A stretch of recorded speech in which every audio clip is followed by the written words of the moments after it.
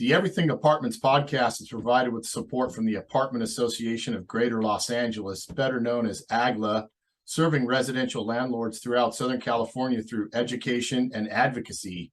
Visit aagla.org. Welcome to the Everything Apartments podcast. I'm your host, Eric Christopher, and on this podcast, we cover all topics of multifamily investments, from buying, financing properties, day-to-day operations and management, and also reinvestment strategies.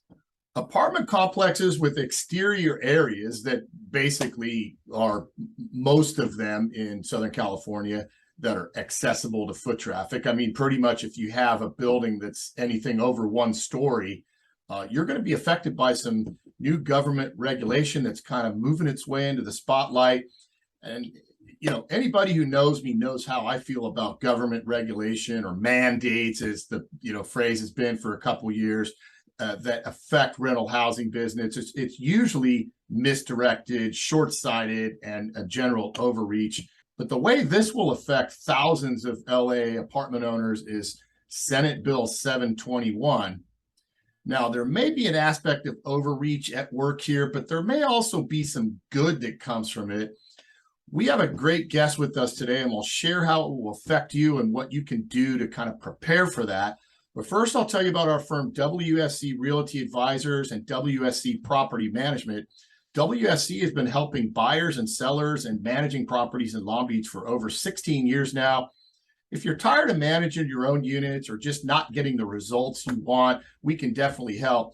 WSC never wants to be the biggest firm in Long Beach. Instead, we stay smaller and a little more agile to bring you the quality you want.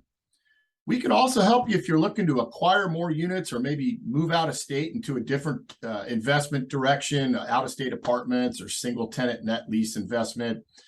Visit WSC-PM.com. Call, text, or email us. All of that is the information's in the show notes.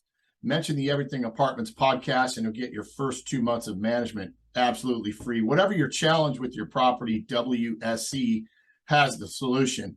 Today, we have with us David Tashroudian. David's an attorney, licensed general, and also plumbing contractor. I think it's a great combination. David's the owner of One Structural Incorporated here in the LA area. And One Structural has a few different divisions: Retrofit One, ADU One, and Balcony One. You can kind of see a similarity with all this stuff.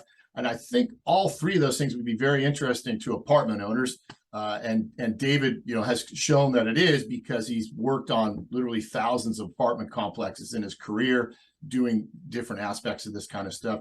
Just a few episodes back, we had number 21. Just a few back, we had the pleasure to interview his colleague Helen Fowler from the ADU One division to help you all with that process. It was a very good episode. I'd suggest anybody thinking about ADUs, and you should be, to go back and listen to that. They also do tuck under parking retrofits, which is a hot topic these days. But today we're going to focus on the division Balcony One and the ability to help apartment owners comply with SB 721. And we'll get to exactly what that is now. David, it's great to have you with us today. Hey, thank you, Eric, for having me on.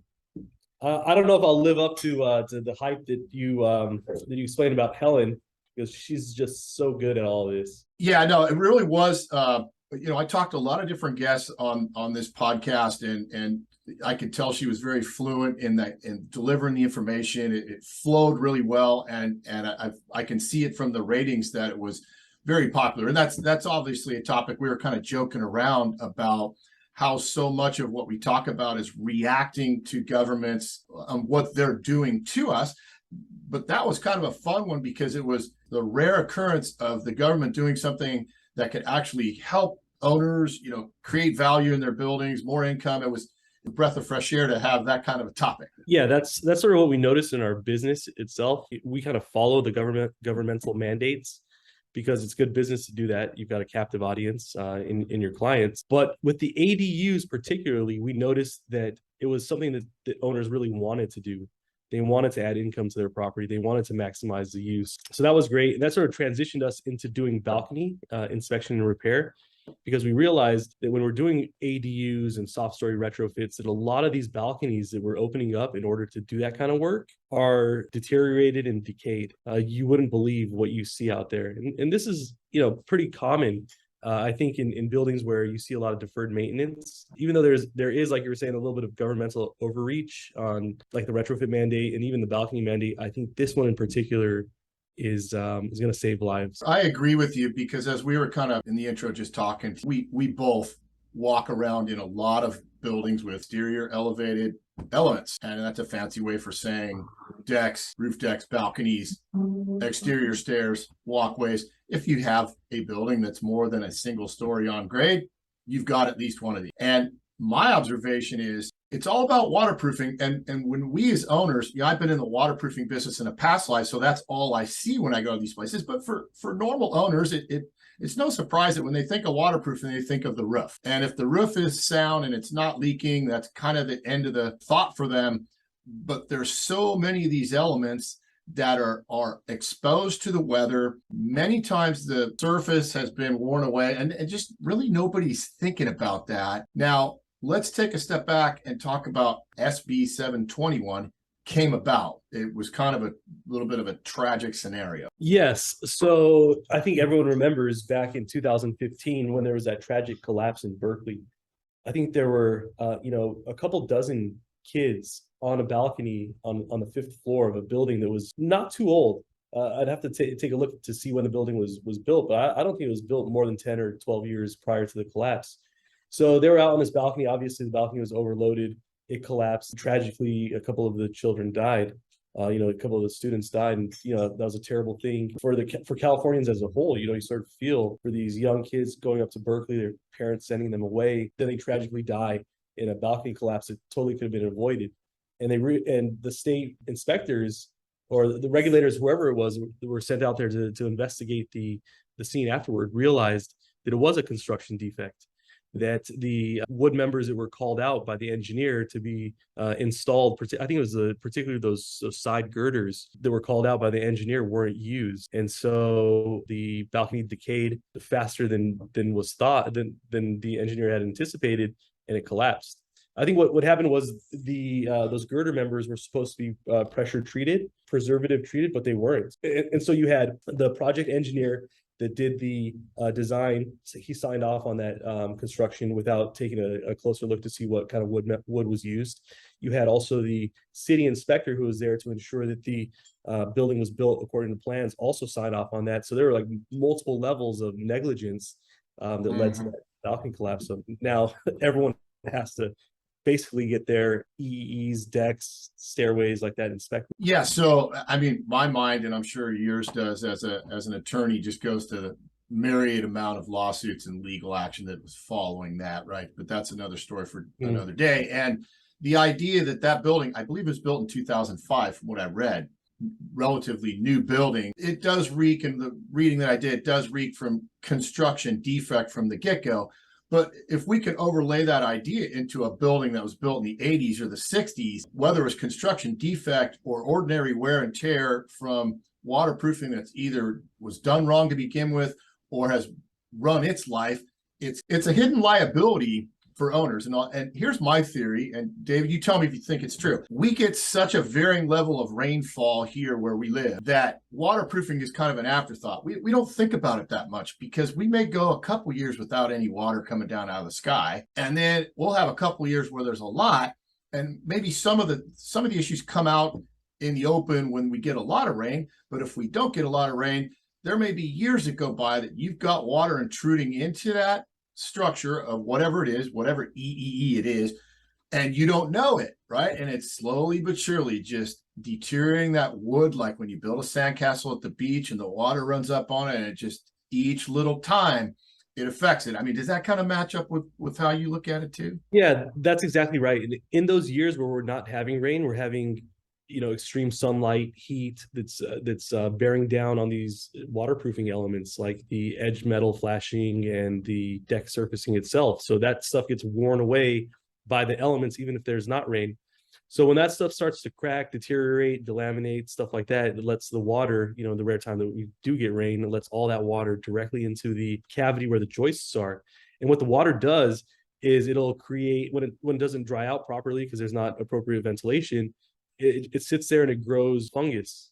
And the fungus thrives in that sort of wet, dark area, and the fungus will eat away at the wood framing members and cause a loss of structural cross-section and capacity. And then before you know it, 10 years later, that thing's ready to collapse because all of the wood there is decayed and rot. Yeah, absolutely. And little telltale signs of that I see and you see as you walk out of one of these exteriors, whatever it is. Oh, there's a soft spot. It could be small, or you could have a couple of them out there. If you have one of those on your building, I'd say that's an alarm clock going off right away to have looked at. But we are all going to have to get those areas inspected by January 1st, 2025. Now that sounds like a long time, but I don't know about you, man. Time is flying for me. This year is gone, and they go faster each year. So it's a good time to talk about this now. By January 1st, 2025, we are all, as apartment owners, going to have those areas inspected by whom, David? So a couple of things. I wanted to touch on a point that you made, that the time is coming up to get these things inspected, and people don't realize that the law was passed in 2018, became effective January 1, 2019. So you had essentially 6 years from 2019 to comply. That brings us to 2025. Here we are in 2022, almost 2023, and people don't even know about the rule because no one's going to come and tell you. The state is not going to issue letters to the individual landlords identifying the fact that they have to comply with this state law. The problem with that is that people just simply aren't going to know, and are going to get either stuck at the very end trying to find maybe not so competent contractor or engineer to do the inspection, or they're just not going to get the inspection done at all. Or there is a provision in the state law that says that the individual municipalities, so like the cities, can institute their own balcony inspection law that's more stringent than the states. So like the state is like your baseline, and the states can adopt more comprehensive balcony inspection rules. And I think when that happens, because it will happen, the cities themselves are going to start giving notices out to the building owners in their municipality. So I'm sure Beverly Hills is going to do it. I'm sure Santa Monica is going to do it. As far as notice and timing, that's on the horizon. Getting back to your original question, as far as the people that can make the inspection, to complete the inspection, it's going to be under SB 721, either a licensed professional engineer or a licensed architect or a licensed general contractor in the B general classification with at least 5 years of experience constructing multifamily buildings, or a licensed framing contractor that holds a license in the C5 classification who also has 5 years of experience building multifamily buildings.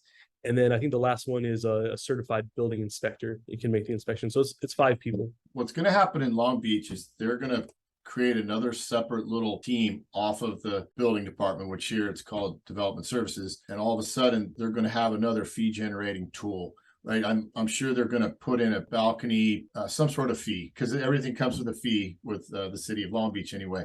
So I have this property. I've got a bunch of balconies and exterior elevated elements on it. I'm going to call you up. You're going to come out and you're going to inspect it. What happens after that, based on what you see? How does that dispose going forward? So it depends on whether or not the defect that's identified poses an immediate risk to life and safety. If it does, then we've got to notify the building authority that has jurisdiction over that building. We've got to notify them within 15 days of the preparation of our report. And the owner has to prevent access to those exterior elevated elements.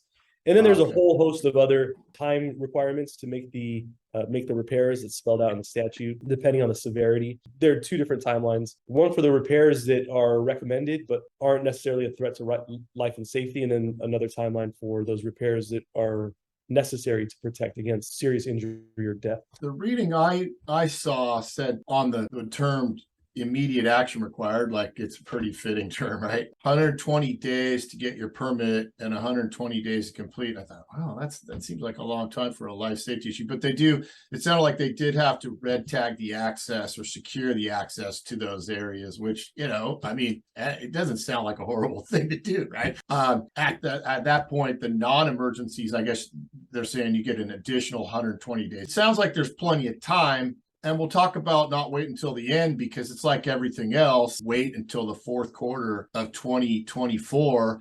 And you might not be able to get David on the phone as easily as you might be able to now. So that's just kind of a don't wait till the last minute. I read something about owners needing to keep these inspection reports in their file for like a 2-cycle period, because I'm led to believe you have to do this every 6 years perpetually at this point. Yes. And you've got to maintain your reports for 2 inspection cycles.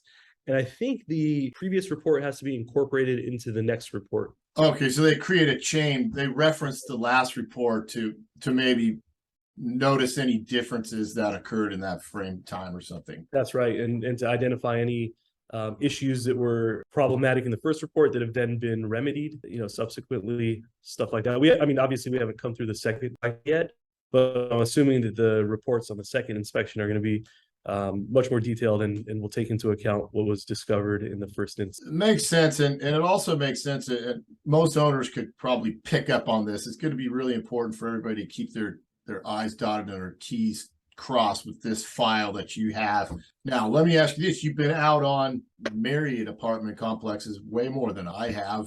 What are the most common types of corrections that you've seen from these exterior elevated elements? Insufficiently supported balcony and walkway railing. They're either too short, and we'll identify in our report that the railing is too short. That's not really that's not really within the purview of the statute to identify building code defects like that. But we will point out that the railing is too short. I see that a lot, but I also see that the railing is insufficiently supported to withstand the load requirements required by the current code. So the current code requires the railings to withstand a force of 200 pounds per foot in a concentrated area. So it's like, imagine like me, I'm like 230 pounds. If I hit the railing, that'll withstand my weight hitting it and it won't collapse. It leans up against the railing and it's not appropriately fastened to the building. It could fail. The person could fall, obviously. Yeah, the railings, you put your hand on the railing and it's got 2 or 3 inches of play to it and you can see it moving. And you're just sitting there thinking, if I give this thing 2 or 3 strong kicks, I could kick it off the building. And that's pretty scary. So I totally know what you're saying there is when those metal railings are attached down through the stucco, they are eventually penetrating into the wood members of the framing. And if you've got the water going in there for a long time, you can almost just look up and see that those fasteners are not fastened anymore. They're still in the hole that they made originally. But if you went up there and pull it, you could pull it straight out. So the handrails are a scary thing. And it's also got to withstand a distributed force of 50 pounds per linear foot. And right now, a lot of the buildings that we've been inspecting cannot withstand the current code's force. That's one thing. The next thing that we see, often is deteriorated walkway surfaces. These things are used every single day, and you can tell the traffic patterns, basically from the elevator or from the top of the stairs to the units. And I see so many of these that have been just worn down over the years and haven't been replaced. And you can see cracks and delamination, which is the separation of the deck coating from like the L-metal flashing, allowing for water to get in. Water is getting in a lot of these buildings in a lot of different spots that a lot of owners don't know about. There's only one way to do waterproofing it, and that's the right way. If you try to shortcut it, you're going to have problems in the future. For example, I'm working on a project right now where a competitor bid replacing the railing and just resealing and repairing the walkway. So when they replace the railing and they install the railing footings, so the base plate, they're going to do it right over the existing waterproofing and just bring one layer over the base plate. I think that's insufficient. The right way to do it is to remove the whole of the existing waterproofing, expose the subfloor, install the new base plate through the the plywood subfloor into some blocking, hopefully, underneath that, so it's nice and tight, and then do the waterproofing over it. It's expensive to do it that way, but that's the right way and really the only way. That's the crux, right? Because I was around that in my past life, and I had to do a exterior deck replacement on one of the buildings, and my partners are going, "Hey, why can't we just put that over existing?" And I'm like, man, if you want to do this right and we're going to keep the building, you got to tear the thing off down to the plywood. We're probably going to have to replace all the plywood, but after we're done, hey, what you don't get with that overlay, or the recovers they call it, you don't get any real rectification of the metal flashing around the edges. Is there a sliding door? We used to do these door pans that we pull the slider off. The other guys aren't doing that, right? So, hey, why's your bid twice the other guys? We're going to take your sliding glass door off and put a sheet metal door pan under it and waterproof it to the deck, because we know a lot of times the water comes down from another level across your sliding glass door and down from there, and you'd never know about it. Now it's kind of extreme, and maybe what owners are thinking out there is like, okay, if I have a west facing side of the building, I'll waterproof that one more than I would the other side. I've heard that before too, but there is so much going on in the waterproofing, and I think a lot of it just doesn't register a lot of times in owners' minds. But and it'll save your building, because imagine if there was a tragic accident, someone got really hurt, you could lose your building. There was a recent article in the AGLA magazine where, coming off of the effects of that building in Florida that collapsed and a few other things that have happened, since 2015, there's a condo complex in LA called the Marina City Club. It's been around for 48 years or something. And everybody was just kind of thought life was good, but they did an engineering study on the thing, and they found out there's like $140 million of work to do on this thing. Cracks in the walls, cement, signs of water intrusion in parking garages, falling, crumbling concrete, water damaged rooftop decks. It's all waterproofing. This is going on around us. And tell us, David, how you can help owners. We can also tell them about your contact information and everything else, but how do you help owners with this specific task? I guess we just do everything that's required to comply with the statute. We'll come out, we will give a bid for the report and the inspection. If our bid is acceptable, we will engage with the owner to perform the inspection, and we'll coordinate everything with the tenants. We'll go out there, we'll do the inspection, which entails taking a look visually of the waterproofing elements and the load-bearing components of these EEEs. And then we'll also, if the load-bearing components aren't like easily accessible, meaning they're not exposed and you can't just look at them, by looking up at the EEE, we'll drill some bore holes, probably about 3 inches in diameter, stick an endoscopic camera in there in the cavity to observe the condition of the framing, like the floor joist subframing, and then we'll prepare a report. And then I did read something originally, a firm or individual who did the report could not actually do the corrective work, but maybe I heard from your video that changed. Is that different now? Yeah, so the initial iteration of SB 721 contained a prohibition from the inspector also doing the corrective work.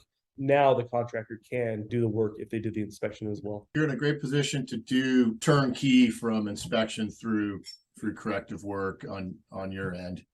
That's right. And the corrective work is pretty expensive. So sort of be prepared, get multiple bids. I would always get multiple bids from qualified contractors, because waterproofing is an expensive proposition, and so is framing, and sometimes foundation work is involved as well. There's a whole bunch more information that you all can find. David's website, specifically for the balcony issues we're talking about, is balcony1.com.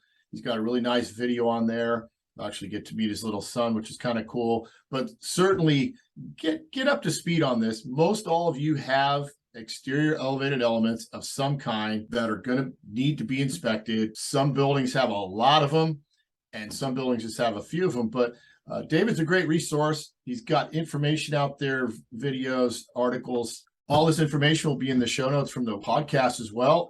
Reach out to him. He'd be glad to answer questions like he is here, and just kind of get out ahead of this thing before the deadline, which we do have some time, but we all know how fast time flies. Really appreciate you being here today, David. Yeah, sure thing. Thank you for having me. It was great. Thank you for listening to the Everything Apartments podcast. I'm your host, Eric Christopher, and we'll be back with another episode real soon. Thanks again.